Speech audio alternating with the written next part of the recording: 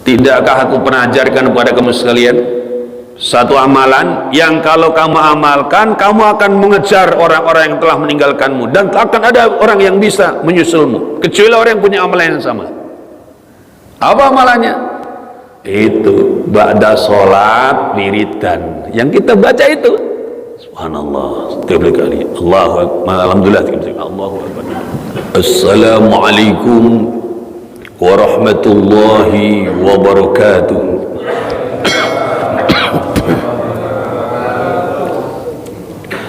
Alhamdulillah wa syukurillah wassalatu wassalamu ala rasulillah Muhammad ibn Abdillah wa la hawla wa la quwata illa billah, amma ba'd. Para alim, para pengurus masjid, alikmah kemuliakan, bapak-bapak, ibu-ibu, para jamaah, calon-calon ahlul jannah semuanya. Adanallahu wa iyyakum ajmain. Semoga kita semuanya dengan keluarga kita, dengan orang-orang kita mencintainya, termasuk orang-orang beruntung yang hidupnya mendapatkan anwarullahi ta'ala, mendapatkan cahaya-cahaya Allah subhanahu wa ta'ala. Sebab jangankan kita ini jadi orang fakir, jadi orang jahil, ya, jadi orang kaya dengan gelar akademis berderet-deret, tapi kalau hidupnya tidak dalam cahaya Allah, itu kehidupannya bisa kocar-kacir. Kalau kata orang kampung, klera-kleru gitu. Dan itu banyak sekali kita menyaksikan. Ada orang rumahnya megah bak istana, pendapatannya sehari ratusan juta, tapi tidak bahagia. Istrinya pergi, anaknya broken home. Padahal kalau kita pikir-pikir, kurang apa? Belanja bulanan aja 150 juta. Di sini ada, di sini yang belanja bulanan 150 juta. Dari wajahnya kelihatannya tidak nyampe. Ya Allah. Bahkan hidup dikawal polisi, mestinya paling aman kan? Lu malah mati. Bahkan jadi kita itu bingung mikirinnya itu, ya Allah. Itulah makanya kita ini sesungguhnya oleh Allah subhanahu wa ta'ala dituntun. Semoga kita tuh menyadari itu. Jadi kita ini tiap sholat misalnya mengucapkan inni wajjahtu wajhiya lilladzi fataras samawati wal arda, dan seterusnya. Nah, ini sesungguhnya kalau kita benar-benar nih menyadari apa yang kita ucapkan, kalimat ini mengantarkan kita mendapatkan cahaya. Ini yang disebutkan oleh Imam Dailah di Al-Hikam halaman 28 ya, yang bagian atas itu. Ihtadar rahiluna ilaihi bi anwarit tawajjuhi wal wasiluna lahum anwarul muwajahati wal awwaluna li anwari wa ulai al anwaru lahum li'annahum lillahi la li syai'in dunahum qulillahu thumma darhum fi khawdihim yal'abuna. Ihtada, mendapatkan petunjuk, ar-rahiluna, oleh orang-orang yang berangkat ilaihi, menuju kepada Allah, bi anwari tawajjuhi, dengan cahaya-cahaya tawajjuh. Kita lihat keterangan Imam Asy-Syarqawi, ihdadar rahiluna, mendapatkan petunjuk ar-rahiluna oleh orang-orang yang berangkat, ay as-sairuna maksudnya orang-orang yang berjalan, ilaihi kepada Allah, bi anwari tawajjuhi dengan cahaya tawajjuh. Tawajjuh itu hanya menghadap. Makanya ketika kita mengucapkan inni wajjahtu wajhi, sesungguhnya aku menghadapkan wajahku lilladzi fatara samawati wal arda, kepada zat yang telah menciptakan langit dan bumi. Tapi ini kalau dalam istilah bahasa Indonesia gaya bahasa sinekdot. Masih ingat dulu zaman sekolah ya? Jadi bahasa itu ada gaya bahasa sinekdot, pras pro toto, sinekdot, totem pro parte. Masih ingat ya kira-kira? Boro-boro masih ingat ya pelajaran sekolah itu.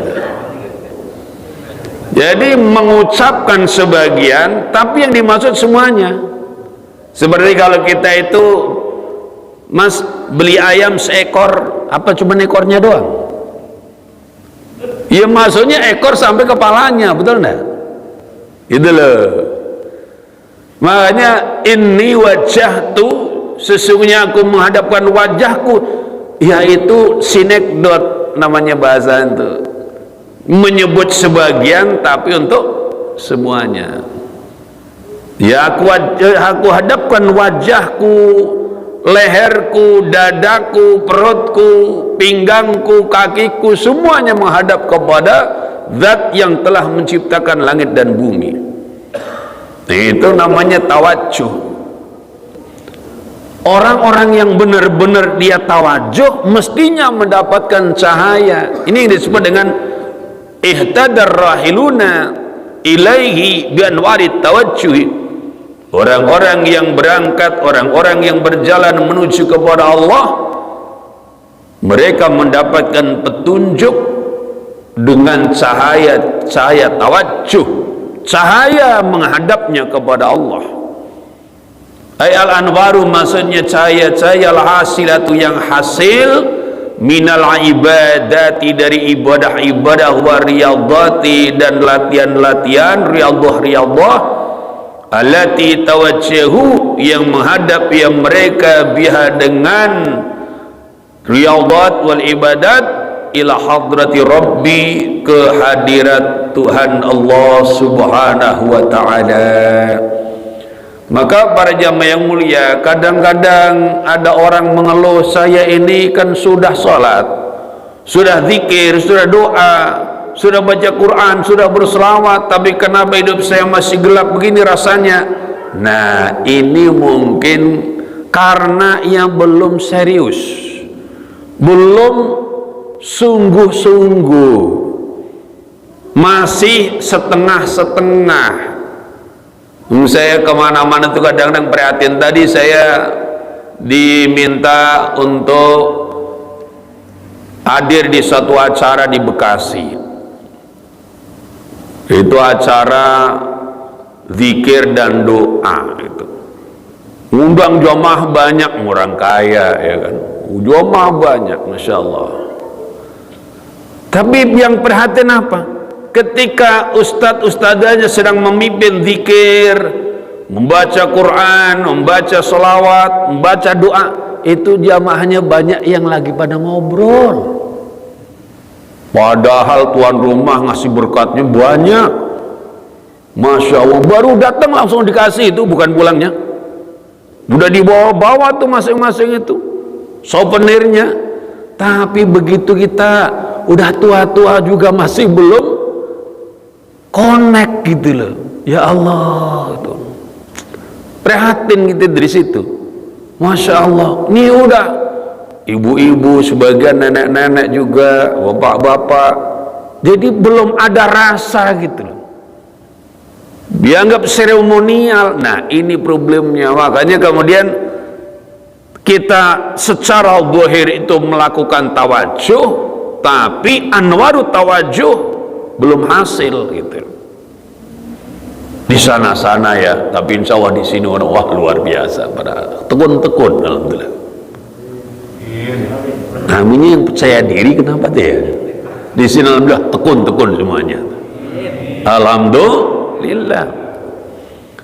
Fa innal mujahadata, karena sesungguhnya mujahadah, perjuangan kita di dalam ibadah ini, biasa bil adati, dengan memberhitungkan kebiasaannya, itu yasulakan hasil minha darinya anwarun, oleh cahaya-cahaya, fil qulubi, di dalam hati-hati manusia, yahtaduna, yang mengambil petunjuk ya mereka manusia, biha, dengan al anwar, ilallahi ta'ala, kepada Allah ta'ala, hatta yasilu, sehingga sampai ya mereka ila ilahi, kepada Allah subhanahu wa ta'ala. Memang kita ini orang-orang awam macam kita ini, memang pada awalnya kadang-kadang ibadah hampa gitu, sholat aja ikut sholat walaupun hampa gitu, tidak ada rasa. Tapi menurut adatnya, menurut biasanya, nanti lama-lama dapat juga setrumnya gitu sebetulnya. Makanya tidak usah banyak teori, sambil belajar, sambil riyadhah atau latihan, sambil mengamalkan. Kenapa? Biasa bil adah, sesuai dengan kadar kebiasaan. Itu orang kalau udah mau tawajuh, mau mujahadah, mau ibadah, ya nanti akan hasil dirinya cahaya-cahaya gitu loh. Betul? Kayak tidak ada orang itu ya. Ini jadi para jamaah yang mulia, jangan sampai kita mau merugi itu. Harusnya kita dapat tapi tidak dapat. Kenapa?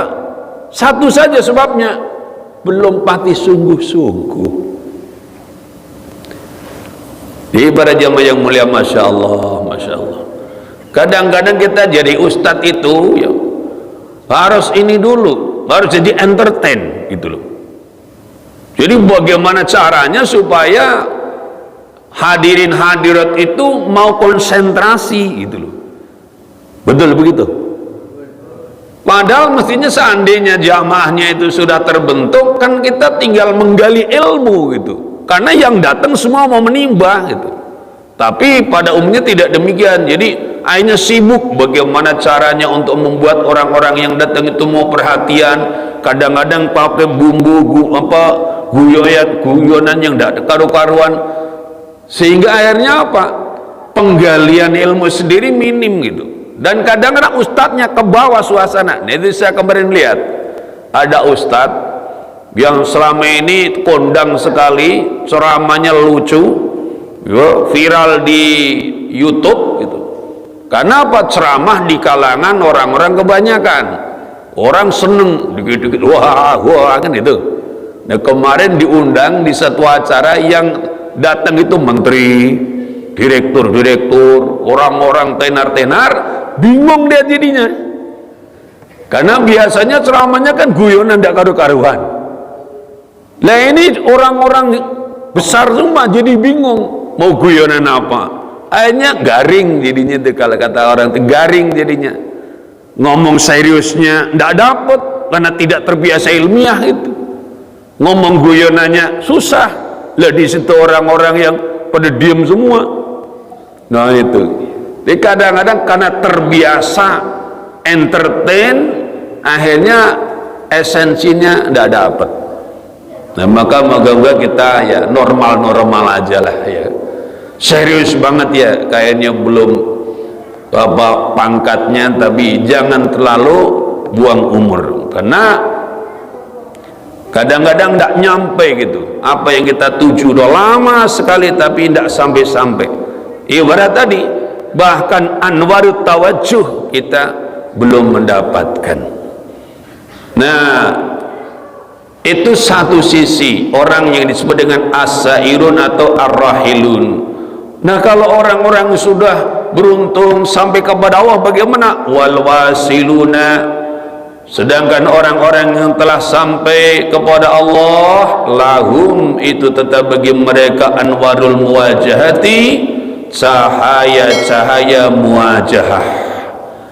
Muwajjah maksudnya ay al-anwaru, maksudnya cahaya-cahaya alati wajhat yang menghadap-umakan mereka min hadrati rabbi, dari hadirat Tuhan Allah subhanahu wa ta'ala. Ay ufidat, maksudnya dituangkan ya cahaya itu alim atas mereka, hatta arafuhu, sehingga mereka itu mengenal Allah subhanahu wa ta'ala. Subhanahu, halnya maha suci Allah, wa ta'ala, dan maha tinggi Allah. Moga-moga kita semuanya dan keluarga kita pada waktunya sampai kepada golongan al-wasilun, orang-orang yang sudah nyambung, yang sudah sampai kepada Allah subhanahu wa ta'ala. Orang-orang yang telah wasilun ini bagaimana? Mereka mendapatkan anwarul muwajahah, cahaya-cahaya muwajahah, cahaya-cahaya yang datang dari Allah, yang disorotkan, disinarkan kepadanya. Nah, tentu sinarnya ini sangat terang benderang. Makanya orang-orang seperti ini hidupnya sudah bisa berbagi cahaya kepada orang lain. Para jamaah yang mulia, jadi termasuk untuk apa kita kumpul-kumpul di majelis seperti ini, datang ke masjid, ke musola, ke masjid ta'lim, ke masjid zikir. Ini sebetulnya kita bareng-bareng ingin agar kita ini mujur, diberi oleh Allah nur atau anwar ini. Jadi begini, kalau yang namanya orang belajar ilmu itu, kalau ilmunya belaka, ibaratkan ini bolam-bolam ini nih, bolam. Makin banyak ilmu yang kita tahu, maka berarti kita semakin banyak nih punya bolam listrik nih. Kebayang enggak? Tetapi lampu-lampu listrik ini belum bisa bersinar kalau tidak ada apa? Tidak ada aliran listrik. Makanya pernah kan kita ini malam-malam liburan dulu ke masjidnya, karena listrik lagi padam, karena salurannya lagi putus. Nah,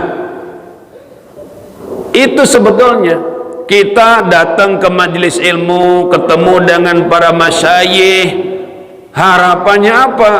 Harapannya adalah kita ketemu orang yang pernah punya hubungan kepada orang, yang pernah punya hubungan kepada orang, yang pernah punya hubungan kepada orang, terus sampai kepada Rasulullah, sampai kepada Allah subhanahu wa ta'ala sebagai an-nur.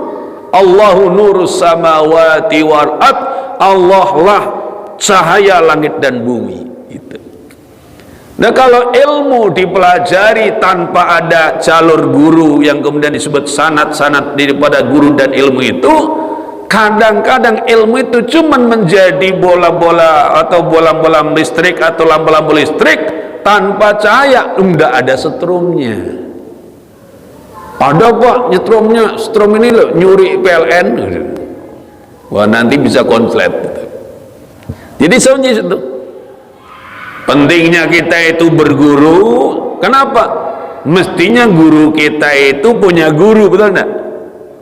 Gurunya juga punya guru, gurunya punya guru, terus sampai kepada gurunya para guru, yaitu Nabi kita Muhammad SAW, sampai kepada kemudian pemilik segala yang ada di alam semesta, termasuk pemilik ilmu, pemilik cahaya, Allah subhanahu wa ta'ala. Itu makanya biasanya nih ya, orang untuk membangun pesantren aja gitu, kalau dulunya belum pernah nyantri, tidak hasil gitu. Kenapa? Karena dia tidak merasakan bagaimana seluk-beluk pesantren. Padahal kalau sekedar membangun pesantrennya kan gampang, asal punya duit, beli tanah, kemudian bikin bangunan, kan sudah jadi itu komplek pesantrennya. Tapi kapan jadi pesantren, bawa alam, ada tidak di situ cahayanya? Makanya kalau seperti di Gontor itu, kalau Gontor itu dipastikan seluruh yang ada di dalamnya ya alumni Gontor gitu, ya gurunya ya apa, semuanya alumni Gontor. Kenapa? supaya semua pernah merasakan bagaimana didikan, bagaimana hikmah-hikmah, dan bagaimana kemudian cahaya-cahaya yang diperjuangkan untuk supaya bersinar dalamnya gitu. Maka ada orang-orang yang mencoba membuat yang mirip tapi tidak hasil. Kenapa? Karena dia tidak punya ininya, jalur setrumnya itu. Maka para jamaah yang mulia, beruntung sekali kalau kita dalam hidup ini punya guru-guru yang menuntun kita takarub kepada Allah Subhanahu wa taala. Pak Ustaz, zaman sekarang mah tidak perlu. Sekarang ini kalau kita mau tahu apa-apa tinggal buka internet, tanya Google, beres. Betul? Gini ya, sekarang itu kan kemana-mana sudah ada tuh Google Map itu. Tapi kadang-kadang tambah susah kita itu. Karena kita disuruh melewati jalan yang tidak karu-karuan, yang mungkin sampai entah kapan, tapi kadang jalannya malah buat kita celaka. Saya pernah kok diundang teman peresmian pesantren di Bogor, tapi bagian dalam gitu.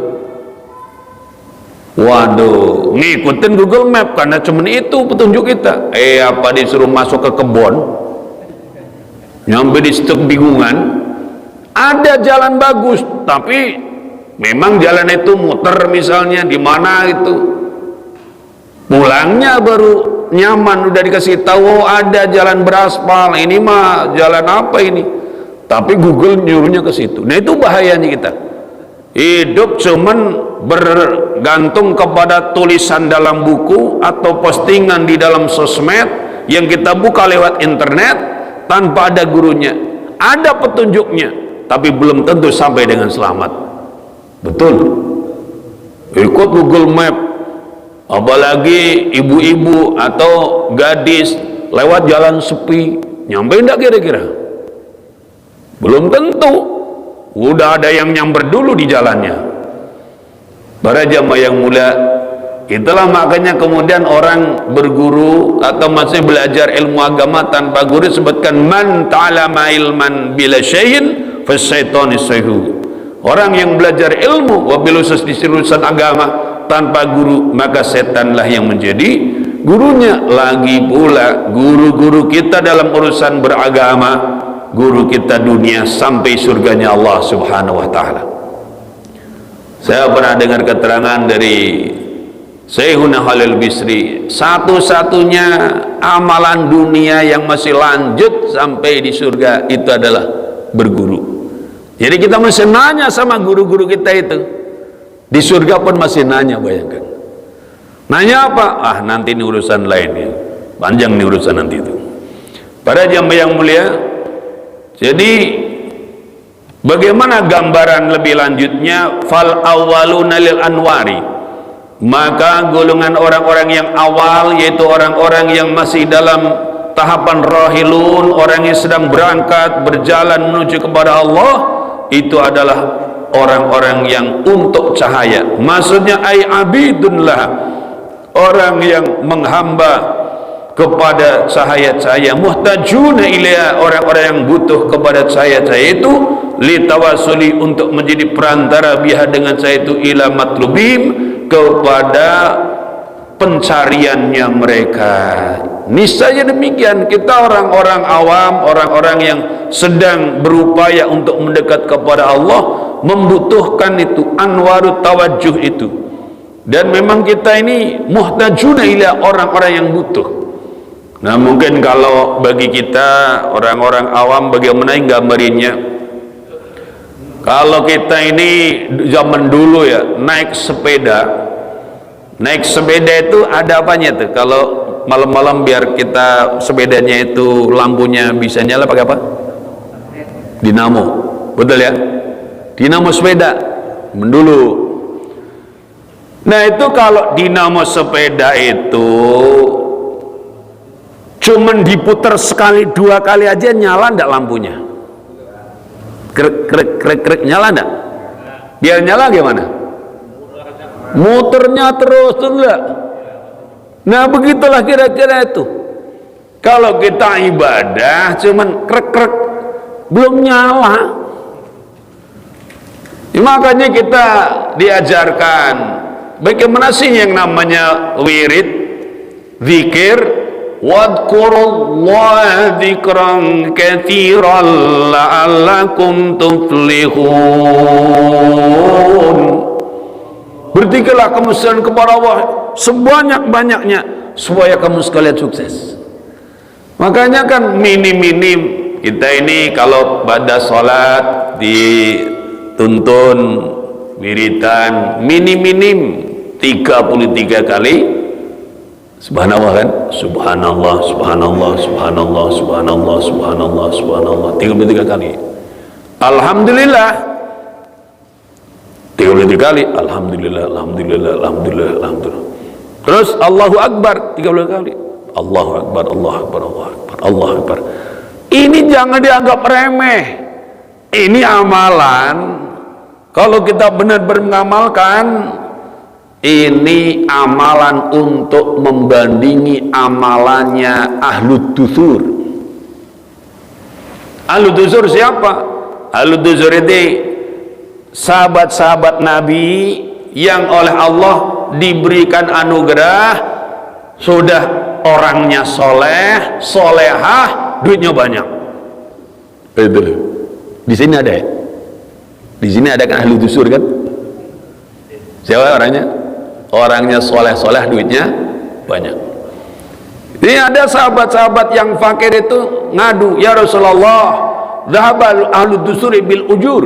Ya Rasulullah, itu ahli dusur, sahabat-sahabat kami yang banyak duit, yang orang-orang kaya itu, mereka pergi borong palayan, ya Rasul. Loh, emang kenapa?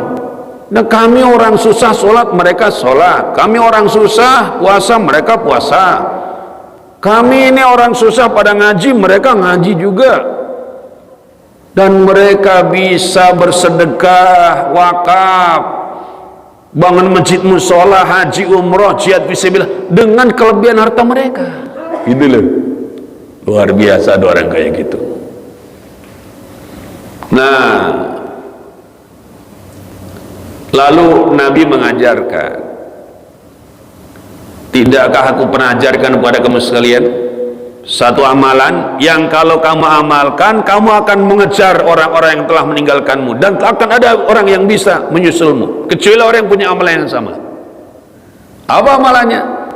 Itu ba'da sholat wiridan yang kita baca itu, subhanallah 30 kali, Allahu Akbar, alhamdulillah 30 kali, Allahu Akbar, dan nanti la ilaha illallah 30 kali kalau subuh maghrib.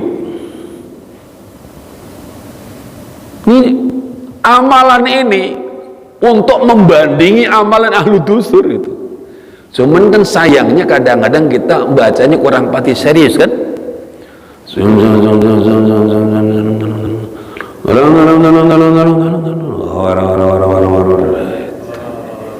Betul. Jadi kayak malas-malasan gitu. Coba nih, subhanallah, subhanallah, subhanallah, alhamdulillah, alhamdulillah, Allah Akbar, Allah Akbar, Allah Akbar, la ilaha illallah, la ilaha illallah, la ilaha. Wah, yakin beda deh. Semajid kayak begitu, serem yakin, betul nggak kira-kira? Tapi kan biasanya nggak gitu.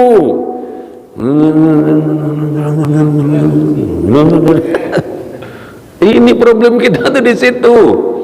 Anwaru tawajuhnya nggak keluar, kayak muterin dinamonya nggak sukses gitu loh. Di situ kira-kira ini ya nggak pas-pas amat, nggak tahu gimana gambarinnya gitu loh. Sekarang tanya, kenapa sih dikir mesti banyak? Nah, itu tadi kalau subhanallah ya belum dapat cahayanya, kecuali kalau kita udah alwasilun ya gitu tuh. Kalau alwasilun nggak harus gitu.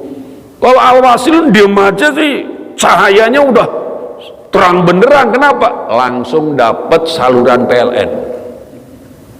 Maksudnya alwasilun itu orang yang sudah nyambung ke Allah, dekat dengan Allah, kelihatan dia sedang ibadah atau tidak, tetap aja cahayanya bersinar terang benderang karena langsung dapat dari Allah Subhanahu wa taala. Enak enggak kira-kira?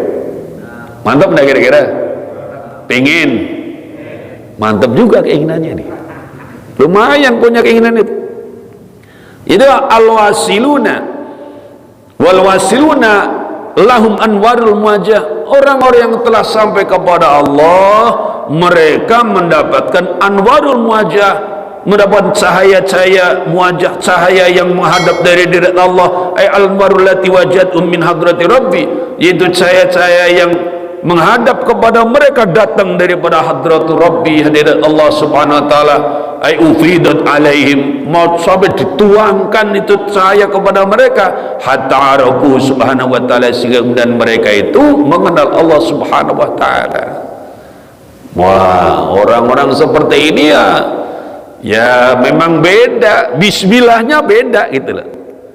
Bismillahirrahmanirrahim, jalan di atas air bisa. Kita coba, insya Allah tenggelam. Masalahnya kan kita masih tawajuh, kadang dapat kadang tidak. Beliau-beliau itu sudah muwajahah gitu. Nah, orang-orang begini mau udah tidak mikirin duit lagi, mau ada mau tidak duit, tenang. Ya saya sih cuma dengar cerita, misalnya di Rembang sana dulu ada kiai namanya Kiai Olil Harun. Kiai Olil Harun itu kiai yang alim ala lama, muridnya aja alim-alim semua gitu. Itu mau hajatan gitu, mau hajatan tinggal beberapa hari itu keluar kepada bingkok, belum punya apa-apa gitu. Terus sahabat-sahabatnya datang mau nyumbang, mau ngasih sahabat itu enggak usah, insya Allah nanti pada waktunya dicukupi oleh Allah. Begitu, dan benar pada hari hajatan ada semuanya. Kan bingung, betul enggak? Itu bingung kira-kira? Kok udah pada bingung sih? Wali semua berarti ini. Itu kadang-kadang Masya Allah, Mbah Abdullah Salam Pati itu tiap pengajian yang datang itu banyak sekali, bisa ribuan, itu dikasih makan semua gitu loh. Walaupun makan saudara pun kalau 1000 piring kan banyak juga, betul enggak kira-kira? Minim-minim berapa? Minim-minim sepiring berapa anggarannya? 10.000. Kalau misalnya 10.000 kali 1.000 orang berapa? Itu ada orang mau nyumbang tuh, ditanya, nih mohon maaf Bapak, orang miskin di kampungnya udah dikasih juga bantuan ini? Belum Kiai, kasih ke mereka saja. Begitu ngomongnya. Nah ini lain, ini dah al-wasilun, orang yang hidupnya sudah Allah, Allah, Allah, Allah terus. Nah kita minimal tahu dulu ceritanya, betul enggak? Moga-moga nanti tiba-tiba ada yang beruntung diangkat Allah jadi walinya. Enak itu kalau di sini ada wali Allah, kita aman insya Allah. Nah itu kalau orang golongan pertama, orang-orang yang butuh kepada saya, wa haula'i ay al-wasiluna, sedangkan mereka orang-orang yang telah sampai al-anwaru, orang-orang telah bersambung kepada Allah, al-anwaru lahum, maka cahaya-cahaya itu untuk mereka, ay thabitatun, maksudnya tetap lahum bagi mereka, min ghairi mu'anatin, dari tanpa payah, wa masaqatin, dan berat, ma'afanain, beserta dengan fananya mereka, sirnanya mereka, anha, dari anwar, bi rabbim, sebab Tuhannya mereka. Para jemaah yang mulia, ini loh, kalau orang-orang sudah sampai kepada Allah, nyambung kepada Allah subhanahu wa ta'ala, itu yang namanya cahaya yang ngikut terus kepada beliau-beliau itu tanpa payah, tanpa berat. Maka ya kita jangan kemudian, itu ada kiai, ada syekh, kelihatannya kalau zikir biasa-biasa aja, enggak kayak kita santai. Orang ini kelihatannya biasa-biasa aja. Lain ilmu apa namanya, beliau itu ibarat tiap hembusan nafasnya saja udah menjadi zikir gitu loh.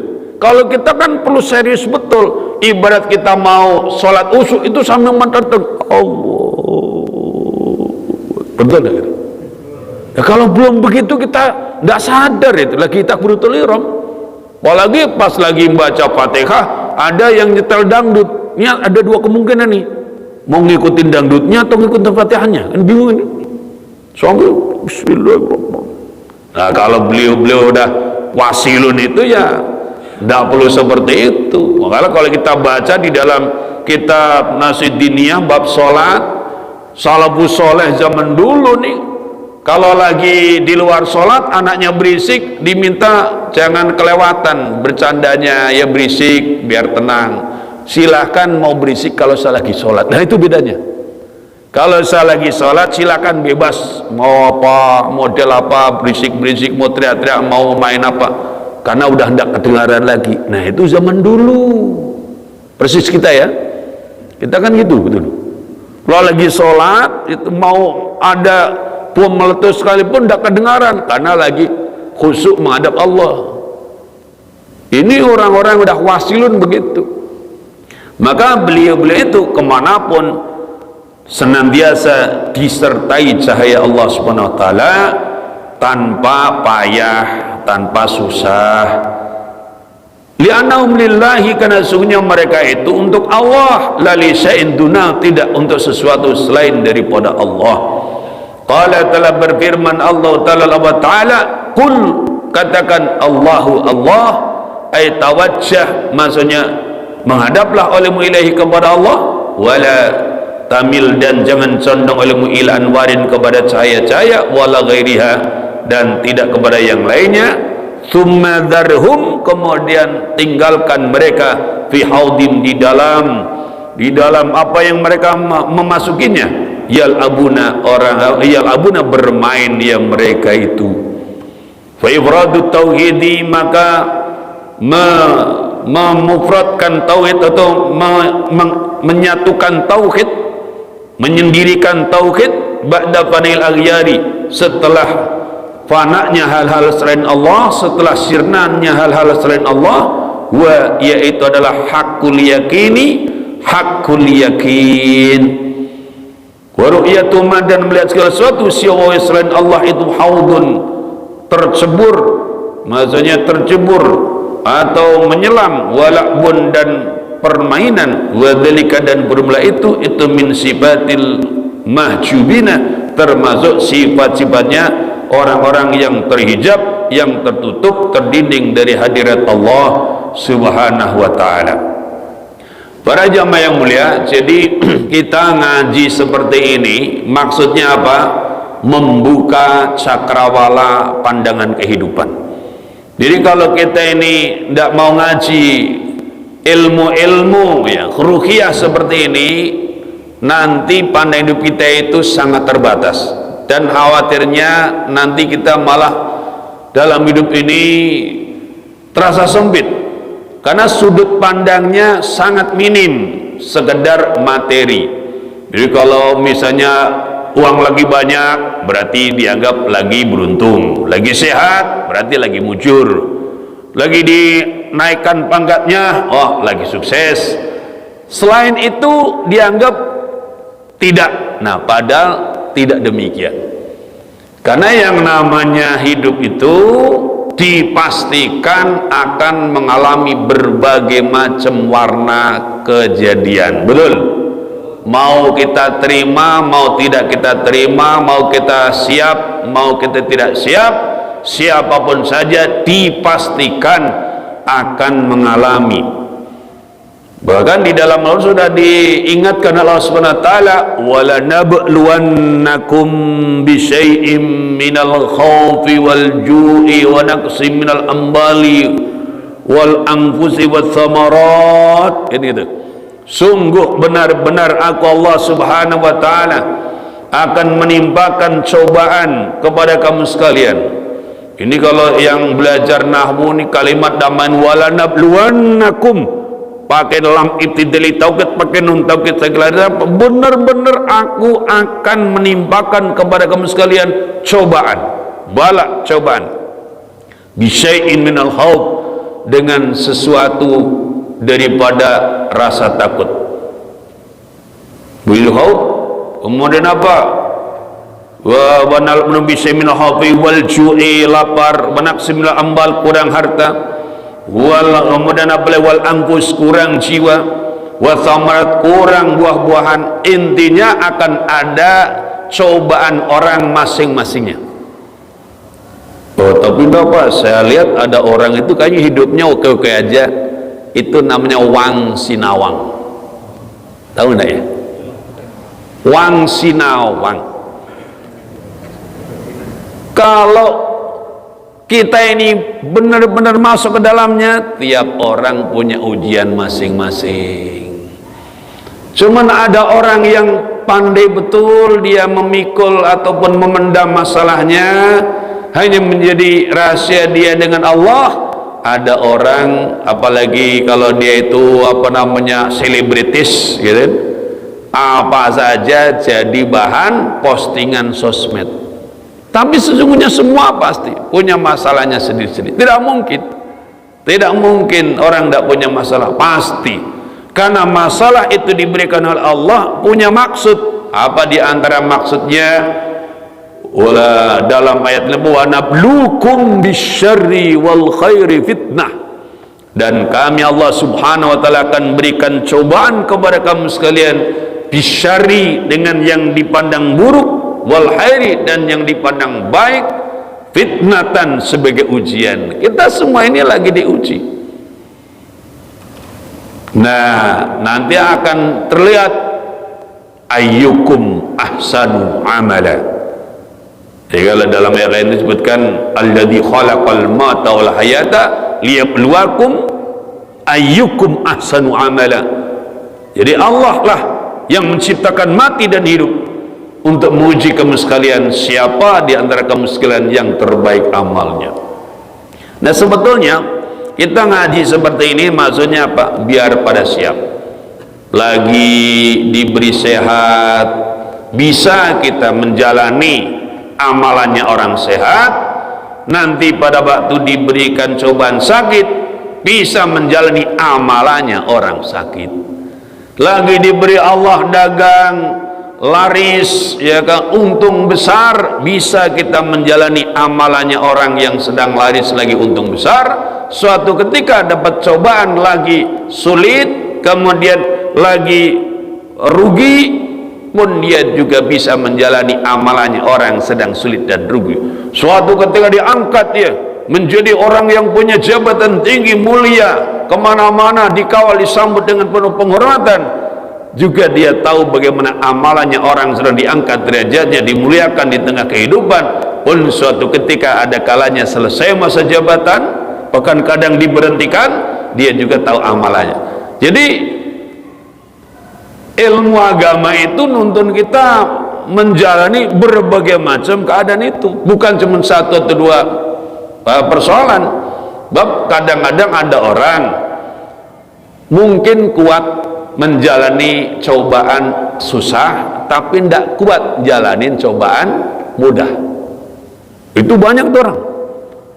Jadi ketika lagi susah soleh dia, begitu lagi mudah toleh. Ada deh yang kayak gitu. Walau lagi susah, ya Allah, jadi ke masjid gitu. Kemudian datang ke orang-orang soleh, minta doa. Saya punya guru di pesantren Darut Tasbih di Tangerang itu, Kota Bumi. Itu tiap malam Jumat dan Ahad pagi zikir doa, sholat tasbih yang datang banyak banget, ribuan orang gitu. Rata-rata semua lagi punya masalah. Masya Allah itu. Tapi bagus itu. Ketika ada orang ketemu masalah kemudian dia datang kepada Allah, itu memang salah satu daripada cara Allah memanggil. Nanti kita ketemu dalam kitab Al-Hikam, man lam yuqbil 'ala Allah bi mulatafatil ihsan quyida ilahi bisalasil imtihan. Orang yang belum mau menghadap tunduk patuh kepada Allah dengan diberikan kelembutan, kebaikan, kenikmatan Allah, maka ia akan dituntun atau dia akan diikat untuk menghadap kepadanya dengan rantai-rantai ujian dan cobaan. Ketika sehat tidak membuat orang menghadap kepada Allah, sesekali Allah akan panggil dia dengan dikasih sakit. Ketika kejayaan tidak membuat orang tersungkur bersyukur kepada Allah, maka suatu saat Allah akan ingatkan dia agar menghadap dalam kejatuhan dan kehinaan. Tapi intinya mau jalan manapun asal ujungnya sampai kepada Allah, itulah keberuntungan yang tiada tara. Ada pesohor kita namanya Mbak Angelina Sondah, tahu ya? Itu pernah mendapatkan cobaan sukses, tidak sukses. Jadi putri Indonesia, jadi politikus muda yang langsung punya jabatan penting, tapi akhirnya terbawa kepada yang biasa orang sering lakukan karena pemenang yang ada, masuk penjara 12 tahun. Masya Allah, itu kalau kuliah sampai S berapa itu. Tapi ternyata apa? Ada karunia besar di dalam tahanannya itu atau dalam penjaranya itu, yang mendapatkan hidayah dan taufik dari Allah. Ternyata teman, saudara, sahabat cuman mau peduli barang setahun 2 tahun, setelah itu melupakan, dan tidak ada lagi tempat yang bisa ia jadikan sandaran kecuali Allah.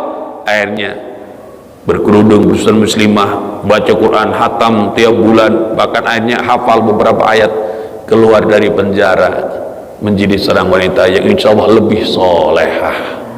Itu tidak bisa dinilai dengan dunia seisi, seandainya bisa dipertahankan sampai hayat. Jangankan orang yang mendapat, yang nunjukin aja, kata Nabi, la yahdiyallahu bika rajulan wahidan khairun laka minad dunya wa ma fiha. Sungguh bahwa Allah memberi petunjuk dengan kamu kepada satu orang, itu lebih baik bagimu daripada dunia seisinya. Wallahu a'lam bishawab. Al-Fatihah. A'udzu billahi minasyaitonir rajim. Bismillahirrahmanirrahim. Alhamdulillahirabbil alamin arrahmanir rahim maliki yaumiddin. Iyyaka na'budu wa iyyaka nasta'in. Ihdinas siratal mustaqim. Siratal ladzina an'amta 'alaihim ghairil maghdubi 'alaihim waladdallin. Amin. Assalamualaikum warahmatullahi wabarakatuh.